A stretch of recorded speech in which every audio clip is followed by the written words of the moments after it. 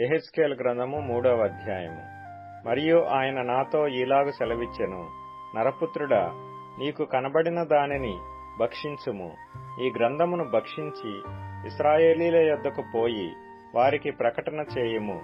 నేను నోరు తెరవగా ఆయన ఆ గ్రంథము నాకు తినిపించి, నరపుత్రుడా, నేనిచ్చుచున్న ఈ గ్రంథమును ఆహారముగా తీసుకొని దానితో నీ కడుపు నింపుకొనుమని నాతో సెలవీయగా నేను దాని భక్షించితిని. అది నా నోటికి తేనెవలె మధురముగా నుండెను. మరియు ఆయన నాతో ఇలాగు సెలవిచ్చెను, నరపుత్రుడా, నీవు బయలుదేరి ఇశ్రాయేలీల యొద్దకు పోయి నా మాటలు వారికి తెలియజెప్పుము.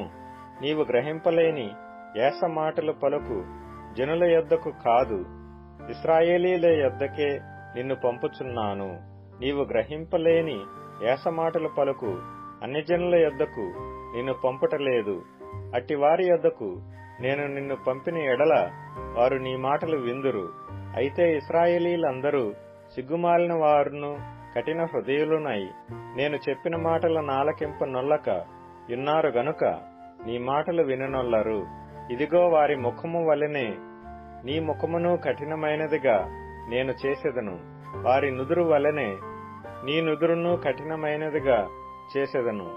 నీ నుదురు చెకుముకి రాతి కంటే కఠినముగా ఉండు వజ్రము వలె చేసెదను. వారికి భయపడకుము. వారందరూ తిరుగుబాటు చేయువారైనను వారిని చూచి జడియకుము. మరియు నరపుత్రుడా, చెవియొగ్గి నేను నీతో చెప్పు మాటలన్నిటినీ చెవులారా విని నీ మనస్సులో ఉంచుకొని బయలుదేరి చెరలోనున్న నీ జనుల యొద్దకు పోయి ఈ మాటలు ప్రకటింపుము. వారు వినినను వినకపోయినను ప్రభువైన యెహోవా ఈలాగు సెలవిచ్చుచున్నాడని చెప్పుమని ఆయన నాతో సెలవిచ్చెను. అంతలో ఆత్మ నన్నెత్తుకొని పోగా యెహోవా ప్రభావమునకు స్తోత్రము కలుగునుగాక అను శబ్దమొకటి ఆయన యున్న స్థలము నుండి ఆర్భాటముతో నా వెనుక పలుకుట నేను వింటిని.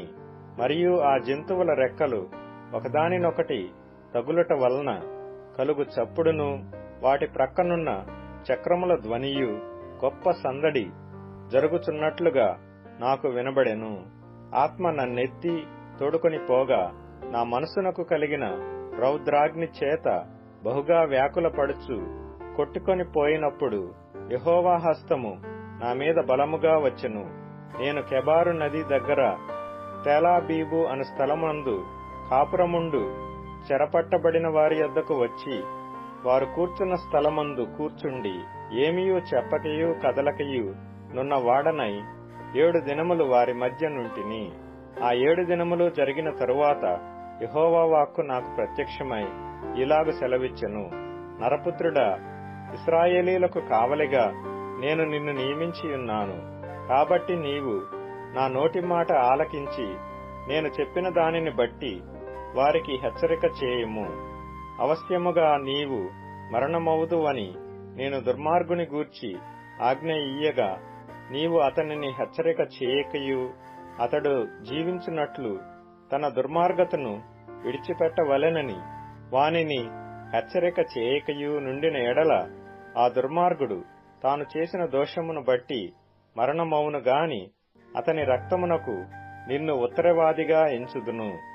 అయితే నీవు దుర్మార్గుని హెచ్చరిక చేయగా అతడు తన దుర్మార్గత నుండి దుష్క్రియల నుండియు మరలని ఎడల అతడు తన దోషమును బట్టి మరణమవును గాని నీవు తప్పించుకొందువు. మరియు నీతిగలవాడు తన నీతి విడిచి దుర్నీతిని అనుసరించినందున నేను అతని ముందర అభ్యంతరము పెట్టగా అతడు మరణమగును. నీవు అతనిని హెచ్చరిక చేయని ఎడల పూర్వము తాను చేసిన నీతి జ్ఞాపకమునకు రాకుండా అతడును తన దోషమును బట్టి మరణమవును. అయితే అతని ప్రాణ విషయములో నిన్ను ఉత్తరవాదిగా ఎంచుదును. అయితే పాపము చేయవలదని నీతిగల వానిని నీవు హెచ్చరిక చేయగా అతడు హెచ్చరింపబడి పాపము చేయక మానిన ఎడల అతడు అవశ్యముగా బ్రతుకును. నీ మట్టుకు నీవును ఆత్మను తప్పించుకొందువు. అక్కడ యెహోవా హస్తము నా మీదికి వచ్చి నీవు లేచి మైదానపు భూమికి వెళ్ళుము, అక్కడ నేను నీతో మాట్లాడుదునని ఆయన నాకు సెలవిచ్చెను. నేను లేచి మైదానపు భూమికి వెళ్ళగా కెబారు నది దగ్గర యెహోవా ప్రభావము నాకు ప్రత్యక్షమైనట్టు ఆయన ప్రభావము నిలువబడి నాకు ప్రత్యక్షమాయెను. నేను నేలను సాగిలపడగా ఆత్మ నాలో ప్రవేశించి నన్ను చక్కగా నిలువబెట్టిన తరువాత యెహోవా నాతో మాటలాడి ఇలాగు సెలవిచ్చెను, నరపుత్రుడా, వారు నీ మీద పాశములు వేసి వాటితో నిన్ను బంధింపబోవుదురు గనుక వారి యొద్దకు వెళ్ళక ఇంటికి పోయి దాగియుండుము. వారు బహుగా తిరుగుబాటు చేయువారు గనుక నీవు మౌనివై వారిని గద్దింపకయుండునట్లు నేను నీ నాలుక నీ అంగిటికి అంటుకొన చేసెదను. అయితే నేను నీతో మాటలాడి నీ నోరు తెరచెదను. వారు తిరుగుబాటు చేయువారు గనుక నీవు వారి యొద్దకు పోయి వినువాడు వినుగాక, విననొల్లని వాడు విననొల్లకయుండునుగాక అని ప్రభువగు యెహోవా సెలవిచ్చుచున్నాడని వారితో చెప్పవలెను.